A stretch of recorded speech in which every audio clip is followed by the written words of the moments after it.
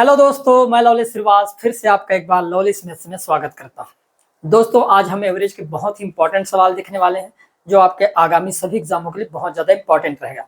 तो देखिएगा, पहला सवाल, 2 की पावर 10 और 2 की पावर 20 का औसत क्या होगा।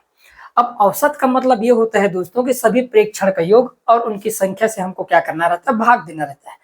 हमारे यहाँ पर केवल 2 प्रेक्षण है, एक है 2 की पावर 10 वाला और एक है 2 की पावर 20 वाला। मैं लिख देना चाहता हूँ कि भाई एक तो 2 की पावर 10 प्लस एक लिख देता हूं मैं 2 की पावर 20। ये हमारे पास 2 प्रेक्षण और इन दोनों प्रेक्षण को किससे भाग देना है, भाई 2 से भाग देना है, तभी तो औसत मिलेगा। यदि मैं इन दोनों से 2 को कॉमन निकाल लूंगा तो आप कहोगे तो एक जगह बचेगा 2 की पावर 9, क्योंकि 10 था, हमने एक 2 को निकाल लिया तो बचेगा कितना, 9 की पावर, प्लस यहाँ पर 20 का पावर है, एक 2 को हम बाहर निकाल लिए तो बच कितना जाएगा, तो आप कहोगे फिर तो 2 की पावर 19 बच जाएगा। और हमको डिवाइड करना है किससे, 2 से। तो जैसे ही आप भाग दोगे दोस्तों, आपको इसका औसत कितना मिल जाएगा, तो मैंने कहा भाई 2 की पावर 9 प्लस 2 की पावर जो 19 होगा, ये हमारे यहाँ पर क्या होगा, करेक्ट आंसर हो जाएगा। यहाँ पर ऑप्शन नंबर जो डी होगा ये हमारा क्या होगा, राइट आंसर हो जाएगा। आए भाई समझ में, आगे बढ़ते हैं। देखिएगा अगला सवाल ये रहा कि भाई एक व्यक्ति ने 40 मेजें औसत मूल्य प्रति मेज 88 रुपए में खरीदी। उसने अन्य 20 मेजें औसत मूल्य प्रति मेज 106 रुपए में खरीदी। सभी मेजों का माध्य मूल्य ज्ञात कीजिए बोला गया है। दोस्तों, जब ऐसे सवाल आ जाए तो आपको करना कुछ नहीं है, ध्यान समझना, जबरन का आपको बुरा भाग करने की जरूरत नहीं है। यहाँ पर ध्यान समझना, हमने क्या किए, एक तो हमने भाई 40 मेज खरीदे, ठीक है, ध्यान समझना, 40 मेज, और 40 मेज की प्राइस कितना रहा, मैंने कहा 88 के हिसाब से मैंने खरीद लिया, ठीक है भाई। दूसरा, मैंने 20 रुपए प्रति मेज वाले 120 मेज खरीदे जिनके प्राइस कितना है, मैंने कहा 106 रुपए, ठीक है भाई। अब मैंने ये कहा कि भाई सिंपल में ये कहना चाहता हूं कि यदि मैं इन दोनों को काट दूं, देखना 20 दूनी कितना होता है 40, और ये हो जाएगा 20 एकम 20, और इन दोनों में डिफरेंट करेंगे दोस्तों, तो आप एक चीज तो देख लोगे कि भाई 88 और 106 में अंतर कितने का है, तो मैंने कहा 18 का है, ठीक है।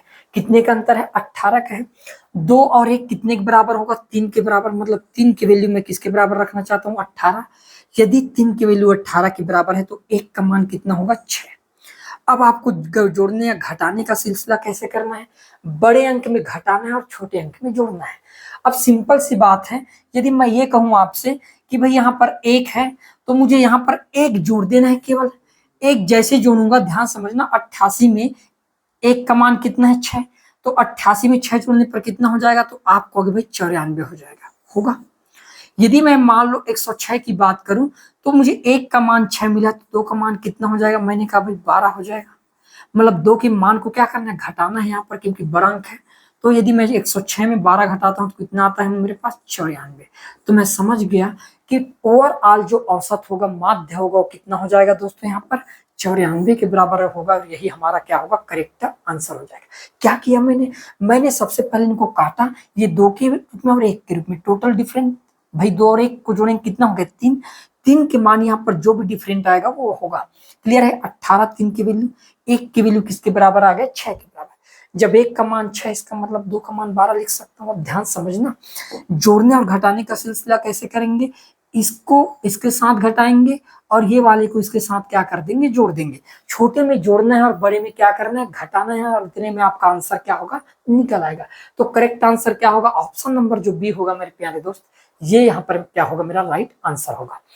देखिएगा अगला सवाल ये रहा कि भाई एक कक्षा में 20 विद्यार्थी है जिनकी औसत ऊंचाई 105 सेंटीमीटर है। बाद में 120 सेंटीमीटर औसत ऊंचाई वाले 10 विद्यार्थी उस कक्षा में और आ गए। अब कक्षा के विद्यार्थियों की औसत ऊंचाई क्या है। अब ध्यान समझना यार मेरी बात, मैं क्या बोलना चाहता हूँ। सबसे पहले मैं काट देता हूँ विद्यार्थियों को। ये 20 विद्यार्थी, 10 दूनी 20, और ये हो गया आपके पास, कहाँ है हमारे पास, ये 10 विद्यार्थी, 10 एकम 10। क्लियर है, मैंने दोनों को जोड़ लिया, 2 और 1 कितने के बराबर होगा, तो आपको भी 3 के बराबर, ठीक है भाई। अब बताओ 105 और 120 में अंतर कितने का है, तो आप कहोगे 15 का अंतर है। मैं लिख दिया 15, ठीक है। 1 की वैल्यू 15, तो मैं लिख सकता हूँ यहाँ पर 3 की वैल्यू 15, तो 1 की वैल्यू 5, इसका मतलब 2 की वैल्यू कितना हो जाएगा, मैंने कहा भाई 10, ठीक है भाई। अब क्या करना है, जो दो मान है, ये दो वाले जो 20 विद्यार्थी, इनका औसत ऊंचाई कितना, 105। तो हमको क्या करना है, इस दो की वैल्यू जो 10 आया है, इसको हमको बड़े वाले में से क्या करना है, घटाना है। बड़े वाले में से क्या कर देना भाई, घटा देना है। तो हमने क्या किया, यहाँ से जैसे 10 घटाए, कितना आ जाएगा हमारे पास, 110 सेंटीमीटर आ जाएगा। आ रहा है समझ में? या आप ऐसे समझो इसको, ध्यान समझना, एक तो 105 है और एक दिया गया है 120। ठीक है, ये दो चीज दिया गया है, 105 और 120। ध्यान समझना मेरी बात। ठीक है, 105 जो है, इनकी संख्या 2 भाग के रूप में है और इनकी संख्या 1 भाग के रूप में है। तो जोड़ने और घटाने का सिलसिला ये चलेगा। अब सिंपल सी बात है, 1 का मान 5 है तो 2 का मान कितना होगा, 10। हम यहाँ पर क्या कर देंगे, घटा देंगे। बताओ 120 में 10 घटेगा तो 110 बचेगा, क्या बचेगा भाई। छोटे वाले में जोड़ना है तो हमने कहे 1 का मान कितना है, 5, तो 5 को यहाँ पर जोड़ देना है। 105 और 5 को जोड़ने पर कितना हो जाएगा, आप कहोगे 110। तो ओवरऑल जो औसत होगा मेरे दोस्तों, वो कितना होगा, 110 सेंटीमीटर। ऑप्शन नंबर सी क्या होगा हमारा यहाँ पर करेक्ट आंसर हो जाएगा। क्लियर है? देखिएगा अगला सवाल, 7 के प्रथम 5 गुरुजों का औसत क्या होगा बोला गया। अब 7 के प्रथम 5 गुरज लेना है, तो इस टाइप के जब सवाल है तो मैंने 7 के कितने 5 गुरज लेना है, मतलब मैं लिख सकता हूँ पहला गुरज, दूसरा गुरज, तीसरा, चौथा और ये पांचवा गुरज। हमको पता है कि भाई गुरजों के बीच समान अंतर होता है और समान अंतर होने पर बीच वाला क्या होता है, आपके पास आंसर होता है। मैंने कहा ये 1, 2 और ये 3, यही औसत होगा। अब ये औसत होगा, ये तो 7 के गुणज है, 7 के गुणज है तो 7 का गुणा कर देंगे, 7 या कितना हो जाएगा मेरे दोस्त, आप कहोगे भाई 21 हो जाएगा। तो औसत कितना होगा हमारा, ऑप्शन नंबर जो सी होगा मेरे भाई, ये आपका क्या होगा, करेक्ट आंसर आ जाएगा। क्लियर है? देखिएगा अगला सवाल, ये रहा, 3 के प्रथम 9 गुरुजों का औसत क्या होगा। अब 3 के प्रथम 9 गुणज तो ऐसे लिख सकता हूँ, 1, 2, 3, 4, 5, 6, 7, 8 और ये 9। अब औसत की बात करें तो हम प्रारंभ से 4 और लास्ट से 4, तो बीच वाला औसत होगा। मतलब ये 1, 2, 3, 4 और ये पांचवा, मतलब पांचवा गुणज ये क्या होगा, उसका औसत होगा। भाई किसका गुणज है, 3 के, तो हम क्या कर देते हैं, 3 का गुणा कर देते हैं, कितना हो जाएगा, मैंने कहा 3 पंचे 15। तो औसत कितना हो जाएगा दोस्तों, 15 जो होगा ये हमारा क्या होगा, करेक्ट आंसर हो जाएगा। क्लियर है भाई? ऑप्शन नंबर जो सी होगा ये हमारा क्या होगा, यहाँ पर राइट आंसर होगा। ठीक, देखिएगा अगला सवाल, लगातार 50 विषम संख्याओं का औसत क्या होता है। अब लगातार 50 विषम संख्याओं का औसत की जब बात करें तो हमको क्या समझ आ गया भाई, कि भाई विषम संख्या मतलब जो 2 से ना कटे उन संख्याओं को क्या बोला जाता है, विषम संख्या बोला जाता है। इसका मतलब मैं इस डाटा को ऐसे भी लिख सकता हूँ क्या, लगातार 50 विषम संख्या, मतलब विषम संख्या पहला 1, फिर 3 और फिर 5 और इस प्रकार से 50वां नंबर का विषम संख्या क्या होगा। तो मैंने कहा 50 का दुगना 100, लेकिन 100 विषम संख्या नहीं होता, 100 तो सम संख्या होता है। तो एक कम कर देंगे, कितना हो जाएगा, 99। क्लियर है? कितना हो जाएगा, 99। अब हमको पता है कि संख्याओं के बीच समान अंतर हो तो बीच वाला क्या होता है, औसत होता है। तो भाई इन दोनों को जोड़ देंगे, प्रथम संख्या और अंतिम संख्या। बताओ 1 और 99 को जोड़ने पर कितना होंगे, 100, और 100 को 2 से भाग देंगे मेरे प्यारे दोस्तों, तो औसत कितना मिल जाएगा, मैंने कहा भाई 50। तो आपका औसत कितना होगा, 50 जो होगा, ऑप्शन नंबर ये हमारा क्या होगा, करेक्ट आंसर हो जाएगा। और एक और चीज भाई, लगातार यदि 50 विषम संख्याओं की बात किया जाए, वो भी प्रथम विषम संख्याओं का औसत, n यदि विषम संख्या है तो उसका औसत क्या होता है, n ही होता है।